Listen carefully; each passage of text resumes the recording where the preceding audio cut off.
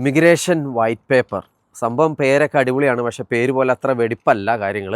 ഇന്ന് 12 May world nurses ഡേയുടെ അന്ന് പുതിയ ഒരു പ്രപ്പോസലുമായിട്ട് ഇമിഗ്രേഷൻ പ്രപ്പോസലുമായിട്ടാണ് സർ കീർ സ്റ്റാമറിൻ്റെ നേതൃത്വത്തിലുള്ള ഗവൺമെൻറ് കൊണ്ടുവന്നിരിക്കുന്നത്.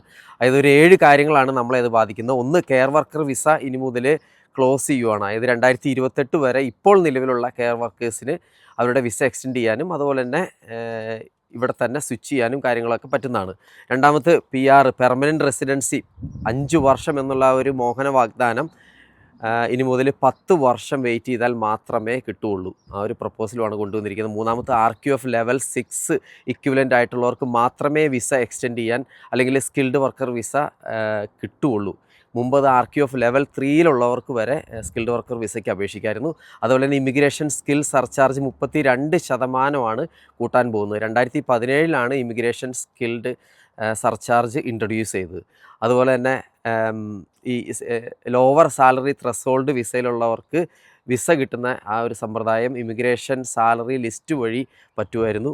പക്ഷേ ഇനി മുതൽ അതും സ്റ്റോപ്പ് ചെയ്യാനാണ് പുതിയ പ്രപ്പോസൽ കൊണ്ടുവന്നിരിക്കുന്നത്. അതുപോലെ തന്നെ PSW പോസ്റ്റ് സ്റ്റഡി വർക്ക് നമുക്കറിയാം, ഇവിടെ ഗ്രാജുവേറ്റ് വിസ നമുക്ക് കിട്ടുമായിരുന്നു. 2 വർഷമായിരുന്നു പോസ്റ്റ് സ്റ്റഡി വർക്ക് വിസ പറഞ്ഞിരുന്നത്. ഇനി അത് മുതൽ 18 മാസത്തേക്കാണ് വെട്ടിച്ചുരുക്കിക്കൊണ്ടിരിക്കുന്നത്. അതിനുള്ള പ്രപ്പോസലാണ് ഇപ്പോൾ വന്നിരിക്കുന്നത്. അതുപോലെ തന്നെ ഇംഗ്ലീഷ് ലാംഗ്വേജ് ടെസ്റ്റ് റിക്വയർമെൻറ്റ് അതും മാൻഡേറ്ററി ആക്കാൻ പോവുകയാണ്. അറ്റ്ലീസ്റ്റ് B2 ലെവലോ അല്ലെങ്കിൽ A ലെവലിന് ഇക്വലൻ്റ് ആയിട്ടുള്ള ആ ഒരു ഇംഗ്ലീഷ് ലാംഗ്വേജ് ടെസ്റ്റ് റിക്വയർമെൻറ്റാണ് ഇനി മുതൽ നിർബന്ധമാക്കാൻ പോകുന്നത്.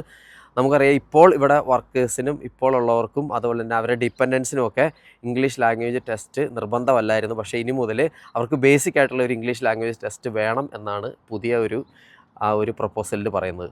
അപ്പോൾ എന്തായാലും ഇമിഗ്രേഷൻ വൈറ്റ് പേപ്പർ സംഭവം ഒരു വല്ലാത്ത പണിയാണ് തന്നത്.